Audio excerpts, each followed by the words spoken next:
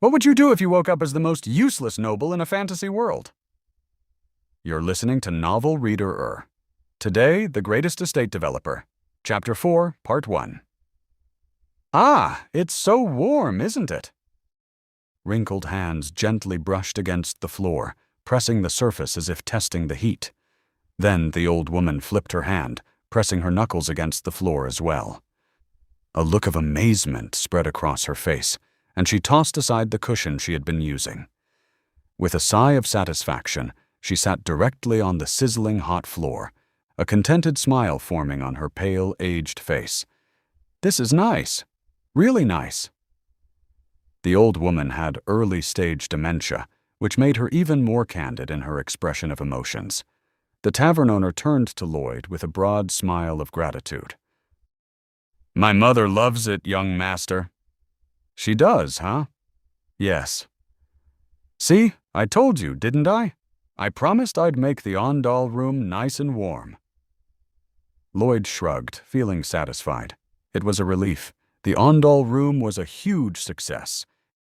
It was still early spring, and the morning was chilly. The last cold snap was making the air outside sharp and cold, but inside the Ondal room it was different. The floor was radiating warmth, and the air itself was cozy. The tavern owner had even taken off his coat. "Did you see how I started the fire? Just light it in the furnace outside, and once it's burning properly, the heat will last for 2 days. The room doesn't cool down easily." "2 days, you say?" The tavern owner's eyes widened in disbelief. Lloyd grinned. "You'll see for yourself once you try it." "Oh, of course, I believe you. Do you?" "Yes. Actually, may I be completely honest with you?" "Go ahead." "To be frank, I thought you were scamming me, young master." "Me? A scammer?" "Yes, I never imagined you'd actually build something like this." Well, that was understandable. Lloyd Frontera had been a notorious scoundrel after all. He'd never done anything for anyone else, and had never lived a life that involved caring for others. It made sense that the tavern owner didn't trust him. "But contrary to my expectations, you really built this incredible Ondal room. I swear I've never seen anything like it." "Is that so?" "Yes. My mother is so happy, and I don't know how to properly express my gratitude." Really, Ondal is a blessing. Was this a moment for national pride? Lloyd felt a strange embarrassment well up inside him, making him clear his throat awkwardly. "Ahem, no need to thank me. It was all part of the contract after all." "Ah, yes, the contract. Right, the contract." This was, after all, a business transaction. Lloyd had built the Ondal room, and in return, the tavern owner forgave the cost of the broken furniture. "But this Ondal room, it seems far more valuable than the broken furniture. Please wait just a moment, young master." The tavern owner suddenly stood up and hurried inside the tavern. He returned with a leather pouch in hand. "Please, take this as well." "What's this?" "It's a small token of my appreciation." Clink. The pouch landed on the floor with the unmistakable sound of coins inside. It was money. "Oh, you didn't have to." Of course, Lloyd quickly pocketed the coins. As a bonus, he decided to offer a tip about how to best enjoy the Ondal room. "See that window over there? On cooler nights or early mornings, crack it open a bit. Let some cold air in, and once the room is heated to the max, get under the blankets. Lay there, eat some oranges, or roast some sweet potatoes or chestnuts. Do you know what happens?"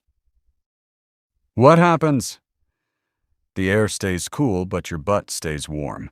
You'll start to understand why fish gather in those sweet spots where cold and warm currents meet." The tavern owner tilted his head in confusion as Lloyd left the room. Outside, a crowd of onlookers had gathered, residents of the barony. They were still murmuring amongst themselves, a mix of confusion and curiosity in their expressions. Of course they're curious. Lloyd couldn't help but smile. He remembered all the rumors circulating about him recently. The young master's gone mad. He's digging his own grave. He's scamming the tavern owner. Not a single positive rumor. But now, right before their eyes, The Ondal room was fully built and functional, contradicting all the gossip they'd heard. "No wonder they're intrigued. They've seen me build something, but they have no idea what it is or why the tavern owner is so happy." Lloyd had purposely allowed the rumors to spread. There was no reason to stop them. In fact, he welcomed them. It's free advertising. Marketing was crucial. Promotion was everything. Even construction companies weren't an exception, especially in South Korea. Before building apartments, the first thing they did was advertise. TV commercials, flyers, outdoor ads, telemarketing, internet and social media campaigns. Every possible means was used. The goal is to generate buzz and draw people in for the model house opening. That's how you drive sales. That's exactly what Lloyd was doing here. Thanks to the rumors, I didn't have to spend a single coin on advertising, and look at how many people have gathered. This kind of opportunity doesn't come often. There were at least 100 onlookers, but Lloyd didn't see them as mere residents of the barony. To him, they were potential customers, people who could bring him money. "All right, time to officially open the model house." Lloyd stepped forward, facing the crowd. All eyes turned toward him. He cleared his throat and spoke loudly. "Are you all curious? Want to know what I've built?" Of course, no one answered. They only glanced around nervously, unsure how to respond. Lloyd smiled. It wasn't a bad reaction. It was exactly what he had expected. "No need for explanations. Why don't you step inside and see for yourselves?" Lloyd approached the front of the crowd, grabbing the arm of a woman standing nearby. The woman, pale with fear, was gently led toward the Ondal room. Word of mouth starts with the neighborhood ladies. With the tavern owner's permission, Lloyd showed her the room. The woman's eyes widened as she felt the warmth of the floor. From there, everything fell into place. One by one, the curious onlookers stepped into the Ondal room, each leaving with expressions of amazement after experiencing the heated floor. Outside, Lloyd had set up a table, a sales desk for Ondal room contracts. "So, how was the Ondal room?" "It was much better than I expected." "Right?" "Yes, I won't have to worry about the cold in winter anymore." "That's why I prepared this. Want to take a look?" "What's this?" "It's a simple brochure, a kind of pamphlet." Lloyd handed the resident a piece of paper.